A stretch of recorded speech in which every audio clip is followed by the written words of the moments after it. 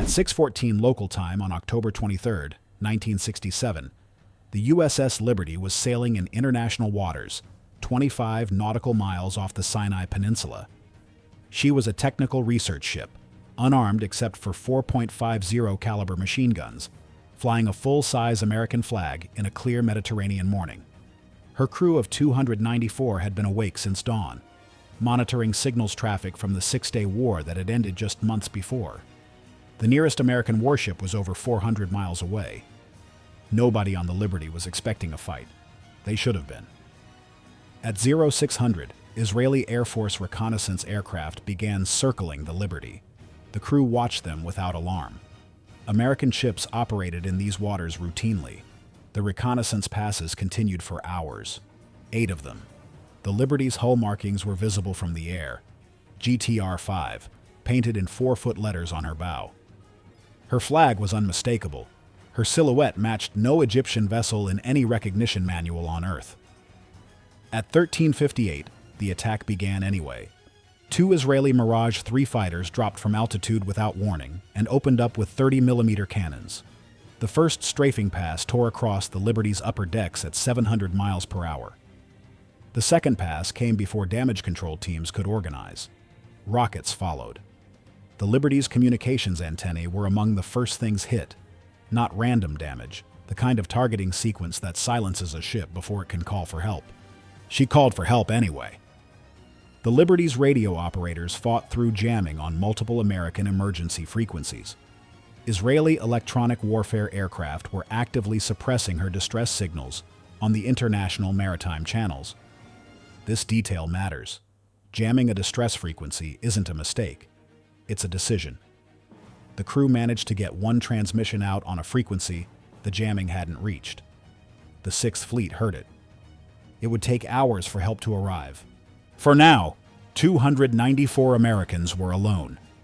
The air attack lasted 24 minutes. By the time it ended, the Liberty's topside looked like the surface of the moon. Napalm had been dropped across her deck, burning men where they stood. The machine gun positions that might have offered token resistance had been strafed into silence in the opening seconds. 34 Americans were already dead. Another 171 were wounded. The ship was on fire in multiple locations, listing, trailing oil, her hull punctured repeatedly below the waterline. Then the torpedo boats arrived. 3 Israeli Devora-class motor torpedo boats came in from the north at high speed. The Liberty's crew, already decimated, already burning, watched them close the distance. Survivors later described the moment with the particular clarity that comes from knowing you might not survive the next few minutes. The torpedo boats launched 5 torpedoes. One struck the Liberty's research spaces, the NSA compartment where the most sensitive equipment and the most senior technical personnel were stationed. The explosion killed 25 men instantly. It tore a 40-foot hole in the ship's starboard side. The Liberty did not sink. She should have. By every measure of naval damage assessment, a ship in her condition, torpedo hit, fire, flooding, crew casualties above 70% in key positions, goes down. Her crew kept her afloat through the kind of damage control that gets written about in seamanship manuals. Men with wounds kept working pumps. Officers who couldn't stand kept giving orders. The Liberty stayed on the surface through sheer refusal to do otherwise. Meanwhile, 400 miles away, the Sixth Fleet was having a different kind of morning. When the Liberty's distress call came through, the carrier USS Saratoga launched a rescue package immediately. Fighter aircraft were on their way. Then something happened that no naval officer in the Sixth Fleet had ever encountered in wartime. The rescue mission was recalled. Twice. The order came from Washington. The aircraft turned back. A United States Navy ship was under attack in international waters, her crew dying, and the rescue aircraft were ordered home by the civilian leadership of the United States government. The reasons given at the time involved concerns about escalation with the Soviet Union, which had assets in the region. The Sixth Fleet commander, Rear Admiral Lawrence Geiss, reportedly told Secretary of Defense Robert McNamara that he would not recall the aircraft, and McNamara, according to multiple survivor accounts, replied that the president himself had ordered the recall because he did not want to embarrass an ally. Geiss recalled the aircraft. 25 men died in that NSA compartment, while American fighters orbited safely on carrier decks 400 miles away. The Israeli government's official position, maintained from 1967 to the present day, is that the attack was a case of mistaken identity, that the Liberty was confused with an Egyptian vessel, that the attack was halted as soon as the error was discovered. Israel paid reparations, $3.3 million for the crew casualties, $6 million for the ship, $1.7 million for property damage. Case closed officially. The survivors didn't close the case. The men who were on that deck have spent 50 years methodically dismantling the mistaken identity explanation. Their evidence is not emotional. It is technical.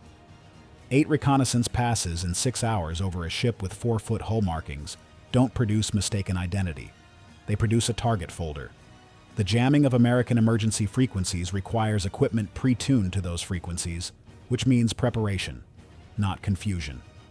The torpedo boats machine-gunned life rafts that had been deployed by the crew. Shooting life rafts serves no military purpose against an enemy combatant.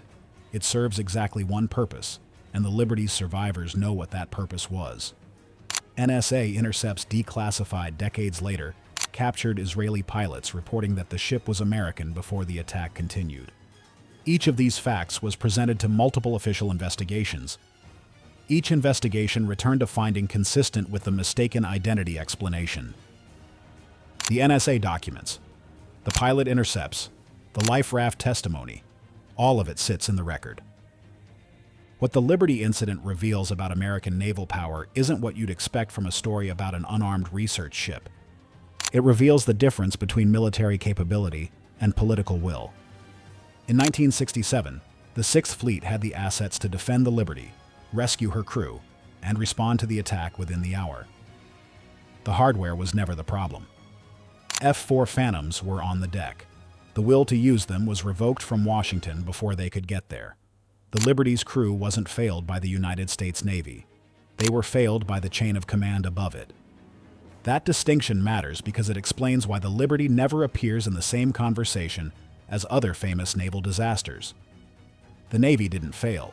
The system that constrains the Navy, the system that decides when American power gets used and against whom and for what reasons, made a decision on October 23, 1967, that left 34 men dead and 171 wounded in international waters.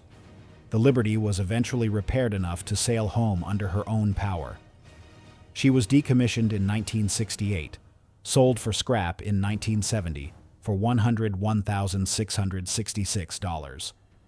The crew received commendations that were classified, awarded in ceremonies that weren't public.